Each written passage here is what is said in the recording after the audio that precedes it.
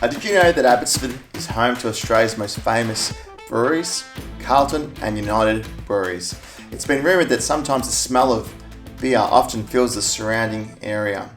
Now, located 2 kilometres from Melbourne CBD, it has a population of 9,088 since the last census. Historically, the suburb's been an industrial estate. There's been many examples of industrial architecture that have been converted into apartments. You'll find a few great examples across or along the Yarra River's edge. Since the early 2000s, there's been a significant change in the look and feel, the landscape of the suburb. There's been significant gentrification and urban renewal through the suburb. So generally, there's 3 types of real estate that you're going to find in this suburb. You've got large commercial zones, you've got some highly dense living with apartment blocks, and you'll basically get very few detached houses.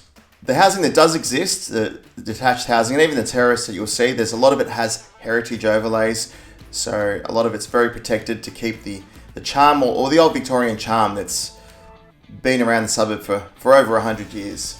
So if you're a property buyer in this area, you're generally going to fall into one of 2 categories. You're either going to be an apartment buyer, or you're going to be a buyer that's looking at a detached house or a townhouse of some sort. So if you're an apartment buyer in this area, you're going to experience a market that has a lot of stock.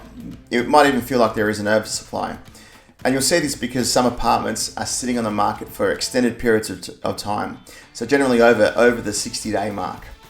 So the trick to buying this area is making sure you're not buying a property that is a bit of a capital growth lemon. And things that affect properties or apartments in this area are issues with cladding, high body corporate fees, massive problems with large maintenance bills in repairing apartments, and also having a special apartment that's actually desired by the public, something that you can resell, something that attracts tenants. So when you factor in all these points, it actually becomes quite hard to purchase an apartment that ticks all these boxes, and something that you know is actually going to increase in value versus more than 80% of the apartments in this suburb have done really poorly in capital growth. There's a lot of examples where they've actually gone backwards in price.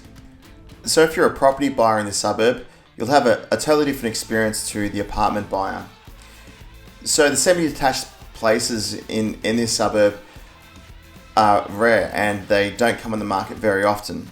And when they do, you'll find that there are many buyers that actually want to purchase it because the capital growth potential for a property with land this close to the city essentially creates demand for many different types of buyers. So on top of having high competition, you'll also find that real estate agents aren't very transparent when it comes to quoting market value prices.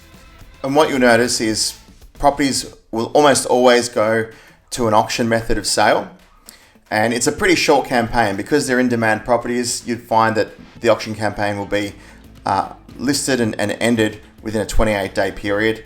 The advertised price is generally a fairly welcoming price. But what I mean by that is it's something to generate leads for you to attend open for inspections. You might seem like it's a good value property, but the advertised price could be very different to the final sale price. Generally, as a rule of thumb, they might be asking an extra 5 or 10% when it comes to the actual market value and what's actually achieved come auction day.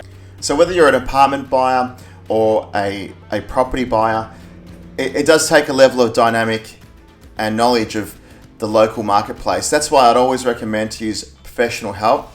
A buyer's agent's there to lower your time on market, decrease the chances of buying a risky property, and also make sure that you're buying something that's got a higher chance of being a better capital growth property when you choose to one day resell. So you can get more information on this suburb and on the topic of buying property on our website, Wise Real Estate Advice. There's heaps of information on how to buy properties at auctions, submit offers, if your offers aren't being accepted, all those kinds of topics.